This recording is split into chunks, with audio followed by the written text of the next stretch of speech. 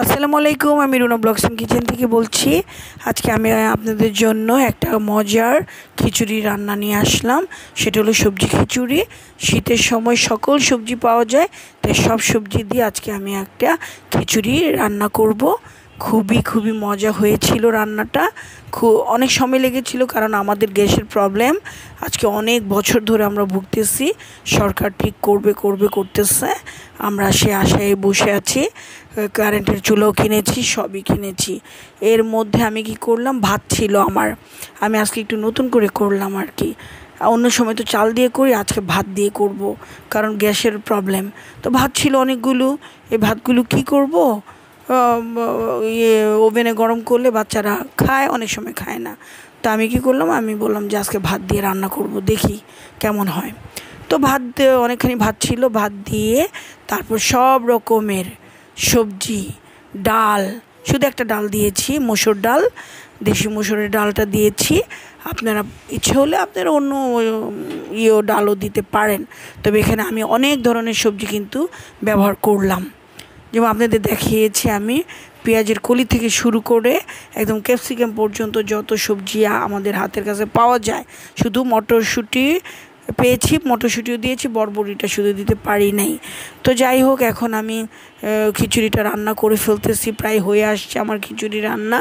এখন আমি cherry tomato পাওয়া যায় এখন আমাদের দেশে, একটু ছোটো, মানে কি একটু ছোটো সাইজের, তাই চেরি টমেটোটা দিয়ে দিলাম, কাঁচামরিচগুলো দিয়ে দিলাম, তেজপাতা, গরম মশলা সব দিয়ে দিয়েছি আমি।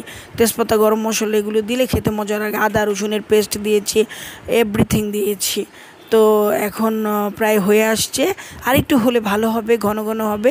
এই ফাঁকে আমি চিন্তা করলাম যে না, অনেক দেরি হয়ে গেছে, প্রায় 4 ঘন্টা লাগিয়ে আমি খিচুড়িটা রান্না করেছি, এখন আর ভালো লাগছে না।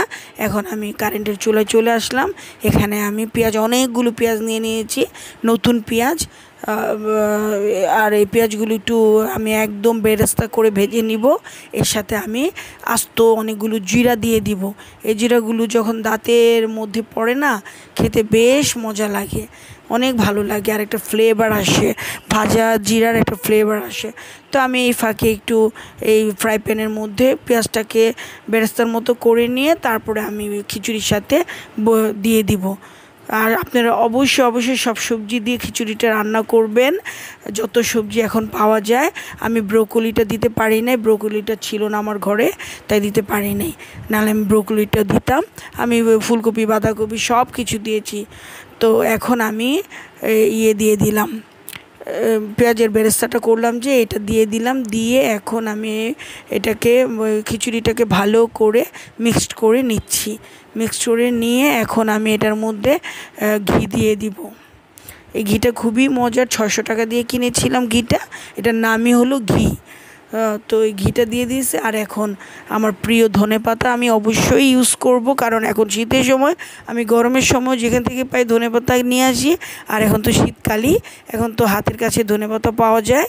ধনেপাতার ভর্তা, ধনেপাতার চাটনি, ধনেপাতার বড়া, ধনেপাতার এভরিথিং করে খাওয়া যায়, খুবই মজা লাগে। ধনেপাতা আসলে কি আমার একটা, মানে ছোটোবেলা থেকে খেতে খেতে অভ্যাস হয়ে গেছে, তো তাই ধনেপাতাটা আমি খুব পছন্দ করি। আর এদিক দিয়ে আমি কী করলাম, 2টা ডিম ভেজে নিলাম, এমনিই, কোনো কাঁচামরিচ পেঁয়াজ কিছু দিই নাই, কারণ আমার ছোটো ছেলেটা এগুলো খেতে চায় না, ডিম খুব কষ্ট করে তাকে খাওয়াতে হয়। তো আমি কি করলাম, এমনি ভেজে নিলাম। ভেজে নেওয়াতে আমার বাচ্চাটা খাবে, খিচুড়িটা আমারই খাওয়াই দিতে হবে।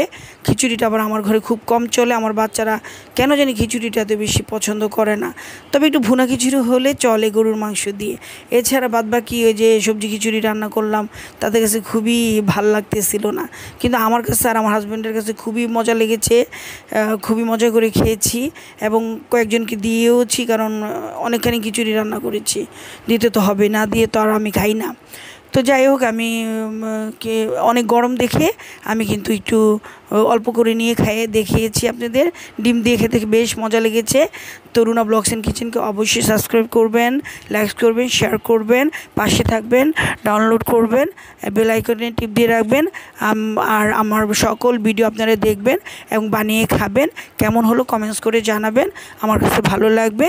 আর অবশ্যই সবজি খিচুড়ি শরীরের জন্য খুবই ভালো, খুবই মজার, তাই আমি আমি এইভাবে বানিয়েছি আর খেয়েছি, ভালো লেগেছে। এখানে কিন্তু আমি ক্যাপসিকাম দিয়েছিলাম সবুজটা, আর যা ছিল আর কি, বরবটি মটরশুঁটি ছিল, বরবটি ছিল না শুধু, আর বাদ বাকি যত সবজি এখন পাওয়া যায় সব কিছু দিয়েছি। সিম দিয়েছি, গাজর দিয়েছি, চেরি টমেটো দিয়েছি, পেঁয়াজের কলি দিয়েছি, ফুলকপি দিয়েছি, সব দিয়ে বানিয়েছি। আসলে অনেক মজা হয়েছে।